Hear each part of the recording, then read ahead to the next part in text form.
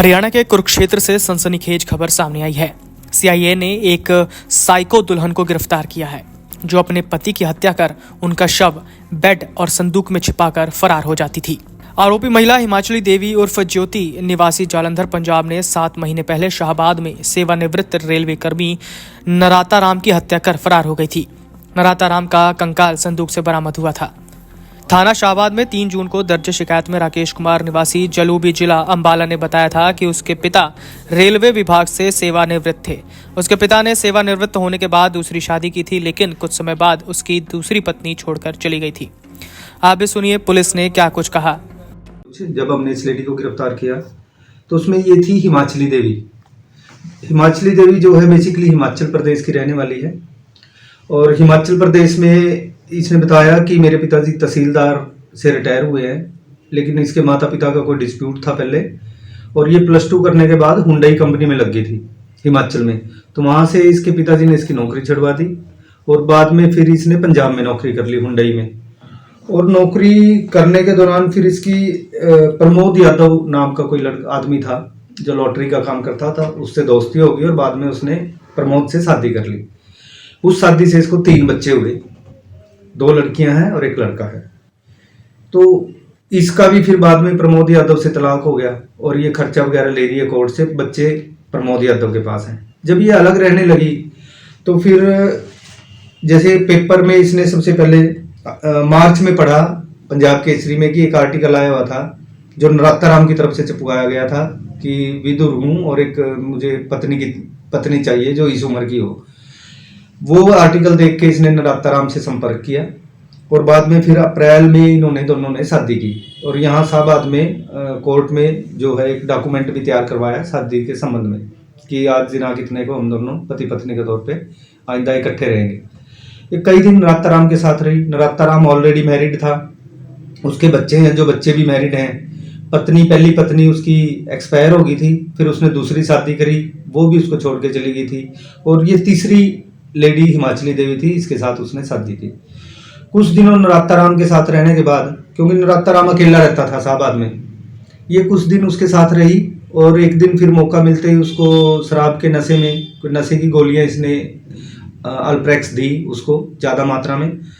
और जब इसको लगा कि ये मर गया, इसकी मृत्यु हो गई है, तो उसके बाद उसने एक लोहे के बक्से में जो पेटी होती है लोहे की, उसमें उसकी डेड बॉडी को डाला, घर को ताला लगाया और चली गई। क्योंकि नराता राम अकेला रहता था, किसी ने देखा कि वो लेडी के साथ 1-2 दिन पहले भी गया था वो, तो किसी ने शक भी नहीं किया। तो 1 महीने के बाद उसके परिवार वालों ने कि उसका फ़ोन भी नहीं मिल रहा है तो मुकदमा दर्ज करवाया गुमशुदगी का।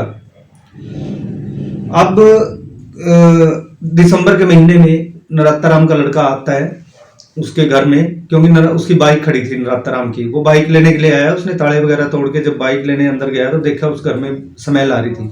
फिर उसने पुलिस को इन्फॉर्म किया कि घर से स्मेल आ रही है। वहां पुलिस ने जाके देखा तो नराता राम का कंकाल पेटी में मिला।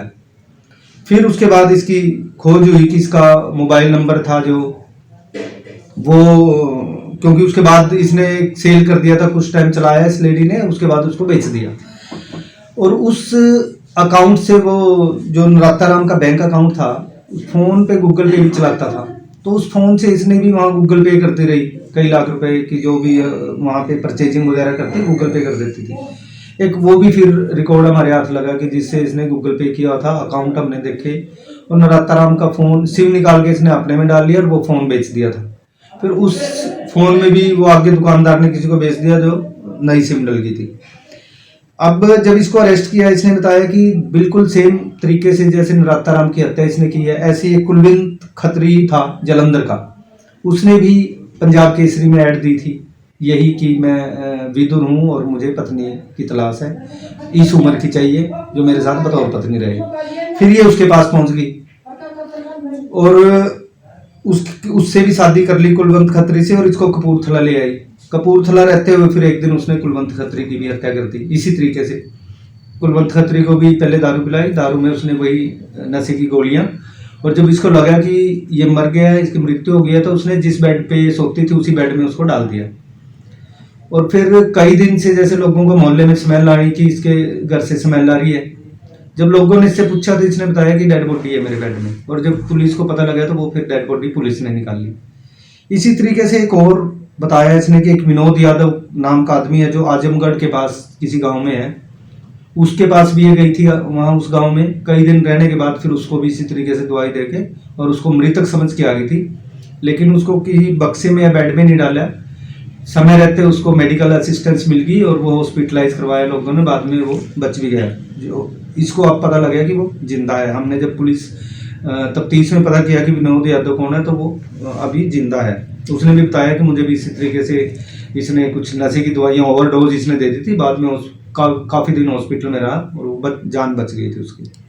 सर क्या मकसद है इसका जो ये ऐसे करती है? सर ये अब इसने बताया कि जब ये पति से अलग हुई, बच्चे भी इसके साथ चले गए, तो ये बताइए कि मैं डिप्रेशन में चली गई थी और काफ़ी टाइम से डिप्रेशन की ये दवाइयाँ भी खाती रही, ये अल्प्रेक्स वगैरह ये खाती थी। लेकिन डॉक्टर ने मुझे बताया था कि 1/4 लेगी तो ये ठीक है, अगर ओवरडोज किसी को दे दी तो उसमें मृत्यु हो जाती है। वो दिमाग में थी इसके कि ओवरडोज किसी को दूंगी तो बंदा मर जाएगा, और उसी दवाई का इसने फिर नराताराम को भी वही दवाई दी और कुलवंत खत्री को भी इसने वही दवाई दी। सर की प्रॉपर्टी से रिलेटेड नराताराम का अकाउंट इसके अकाउंट में जो फ़ोन के जरिए वो इसने निकाले बाद में, तो यही था कि उनके जो भी पैसे होते थे या उनके पास कुछ अकाउंट्स में या उनके पास कैश वो ये उनसे ले लेती थी। सर अब कोर्ट में पेश कर दिया गया? इसको हमने पहले 5 दिन के रिमांड पे लिया था, दोबारा फिर 3 दिन के रिमांड पे लिया। आज हमने इसको फिर दोबारा से अब कोर्ट में पेश कर दिया। अब ये जेल में। कुछ समय बाद उसके पिता एक अन्य महिला के साथ शाहबाद की अमर कॉलोनी में रहने लगे थे। बाद में उसके पिता अचानक लापता हो गए थे। शिकायत पर पुलिस ने गुमशुदगी का मामला दर्ज कर जांच शुरू की थी। Video desk अमरुजाला.com।